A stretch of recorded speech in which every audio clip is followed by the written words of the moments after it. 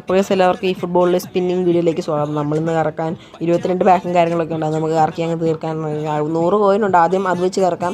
നമുക്ക് break out പാസിൽ കക്കയോ എംബാപ്പേനോ എല്ലാം കിട്ടുമെന്ന് നോക്കി കറക്കാം. കിട്ടാൻ സാധ്യത കുറവാണ്. എന്നാൽ നമുക്ക് ട്രൈ ചെയ്യാം. നമുക്ക് അത്ര ലക്കൊന്നും ഇല്ല തക്കൊണ്ടാണ് കേസ് കണ്ടോ തന്നില്ല. ഇതാരാ റൗൾ അസെൻസിയോനെ നമുക്ക് കാര്യം തന്നിട്ടുണ്ട്. അടുത്ത് നമുക്ക് ഫെസ്റ്റിവൽ സീസണിൻ്റെ ഈ പാക്ക് തുറക്കാം. അത് 2 ഉണ്ട്. അത് 2 തുറന്നേക്കാം.